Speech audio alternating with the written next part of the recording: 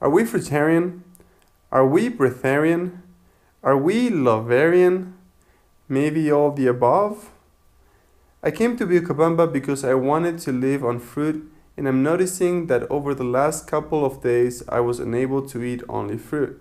Nonetheless, I also noticed that I didn't need anything else other than the fruit, but I chose to eat because food was offered to me, or because I honored and accepted my desires for sensual pleasure. This fruitarian bodybuilding adventure first came to be because I wanted to prove that it was possible to live on fruit only.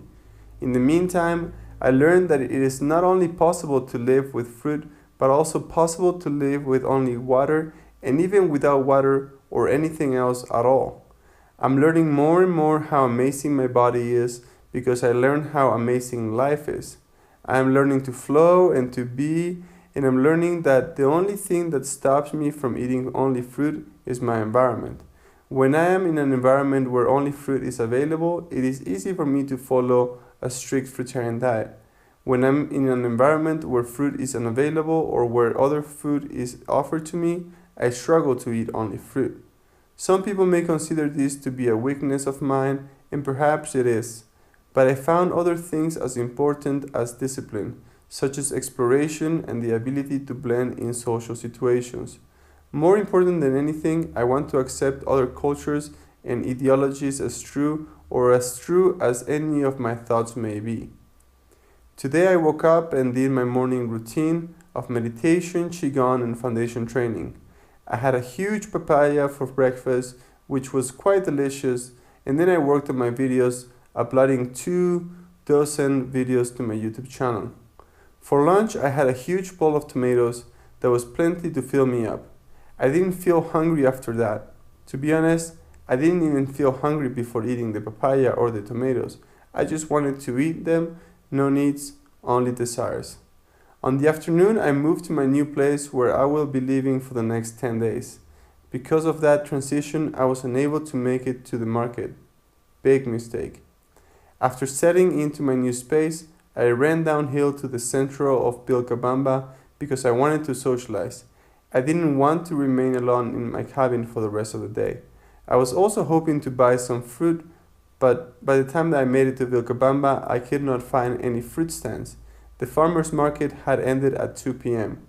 I walked around and found no place that satisfied my consciousness, so I decided to get some vegetarian soup at a restaurant instead. Just by eating the soup, which was fairly light, I noticed some heaviness in my belly. From there, I headed back home, and on my way there, I almost had a bowl of rice. I was just curious to try. I decided not to eat the rice, and instead I kept walking. I stopped again at a bar where they sell beer and pizza. I was curious to try that too, but again I decided not to. I kept walking and stopped at a place where they sold fruit. I bought an apple, an avocado, and a pound of rice. I figured this was my last bad option. 5 minutes later, I ran into my friend Juan, a fellow Argentinian from Chambalabamba. He was heading to buy some food, so I walked with him. We had a nice talk, bought groceries for him, and on our way back, we received an invitation from a child on the other side of a fence inside the house who said with a kind and loving voice, "Do you want to come to a party?" I was surprised. I looked up and saw a sign that said Govindas. This was one of the Hare Krishna temples in town. I had heard about it before. My heart immediately lighted up and I told Juan, "Let's go in." We did some prayer and sang Hare Krishna. I was ecstatic and peaceful at the same time. Juan had a nice time too. It was his first time at a temple.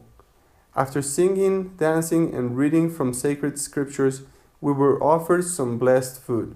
Of course, it wasn't fruit or raw either, but I still ate it because it was blessed and delicious. Surely the strict fruitarians of this world will look down upon me.